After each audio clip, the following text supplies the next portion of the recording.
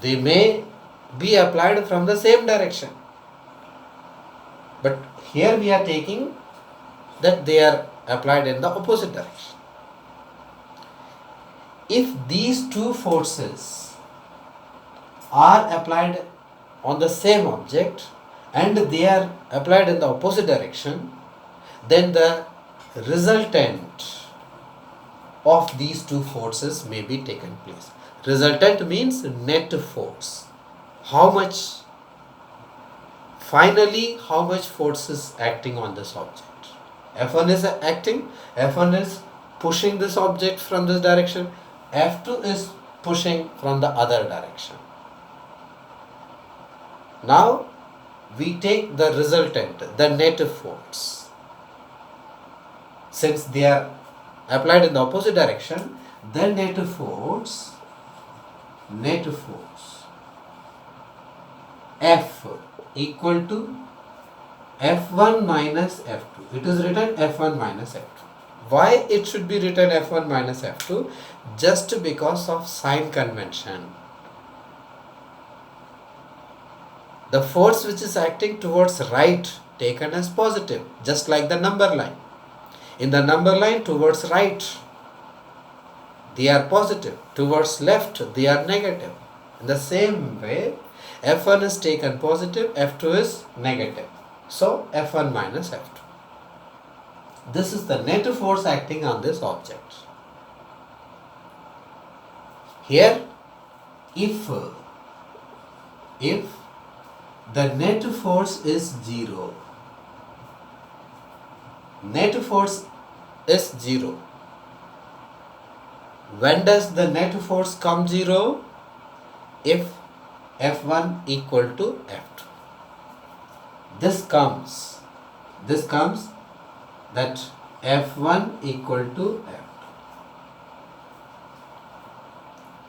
If the resultant force is 0, on the application of two forces in the opposite direction, if the resultant force is 0, then that two forces are said to be balanced forces. They are balanced forces.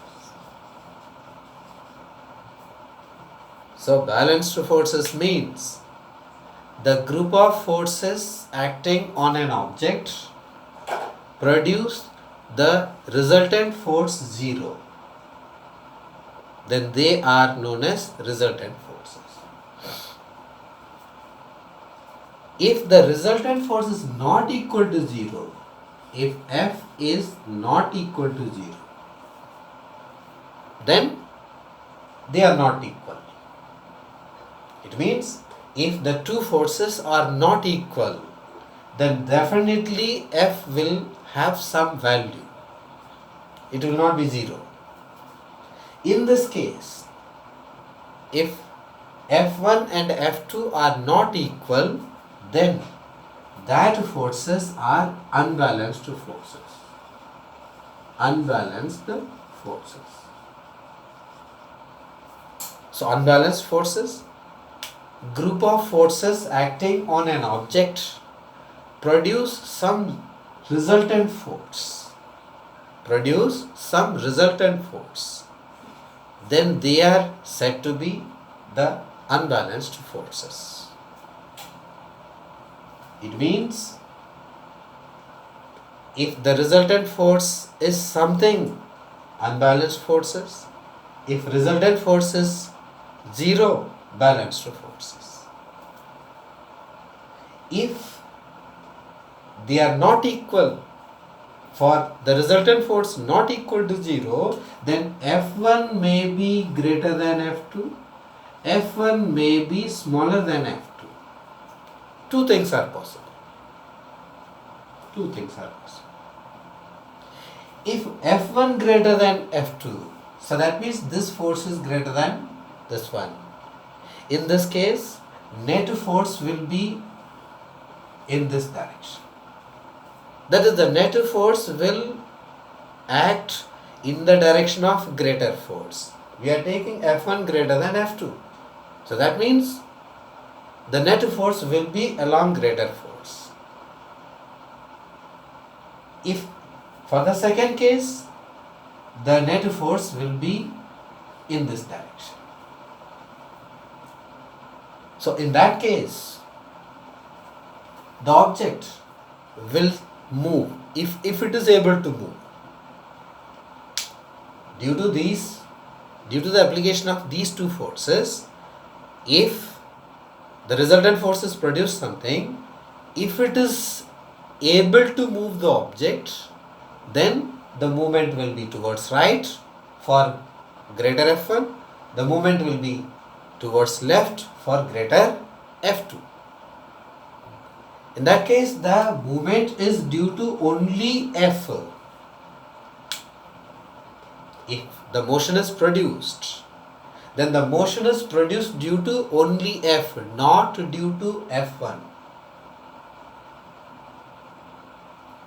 Because F1 may be having some value. Suppose we take F1 is 50, then F2 is 25. So F1 is greater than F2. Now with what force the object is moving? Not due to 50. It is due to F1 minus F2, that is 50 minus 25, that is equal to 25. Here it comes 25. If we take it is 30, F2 is 30. Then it is 30, that is 20. Now the object is moving due to 20, not due to 50. So, in the case of unbalanced forces, the object can change its state from rest to motion. If already it is in motion, then it may come to rest. Then the direction can also be changed. That means,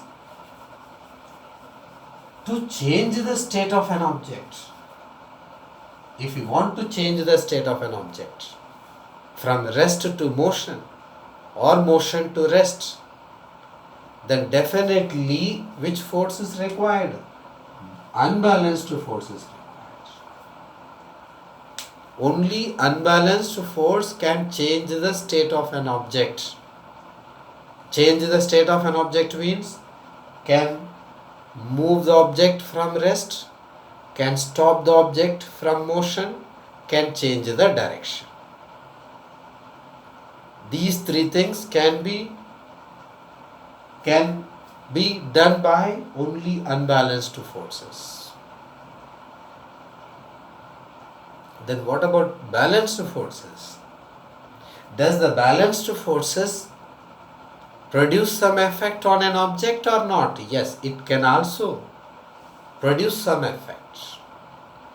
What that effect is, for this we can have an example. Take a balloon, inflated balloon in our hands, just inflated balloon. Or take a ball, volleyball, football in your hand and press that ball from both the sides like this. I am rubbing it.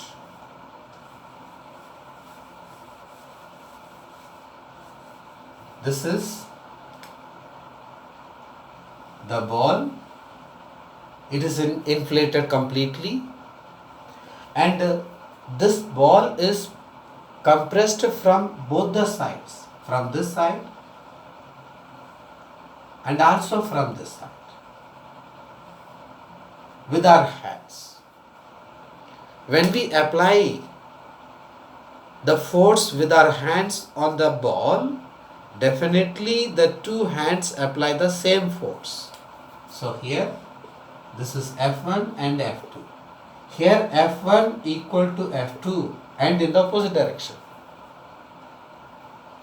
And these two forces, the two equal and opposite forces, are called as balanced forces, and this balanced forces applied on this ball can change the shape and the size. If we compress this ball, you can see this ball is compressing. On compressing, the shape of the ball changes. Otherwise, one more example can also be given. Take a rubber band.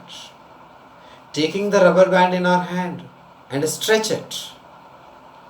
To stretch the rubber band, it must be pulled on both the sides with equal force. We are stretching the rubber band with equal force.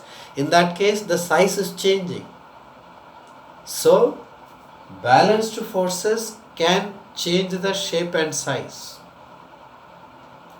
Unbalanced forces can change the state of an object, can move the object from rest, can stop the object from motion, can change the direction. Balanced forces cannot be used to change the state, because here you can see the two forces, they are compressing the balloon. The balloon is not moving in any direction. The balloon remains at the same place, but its shape is changing. Its size is also changing. So, this balanced force, it can produce change in shape and size. The unbalanced force can change the state of object. So this thing you must keep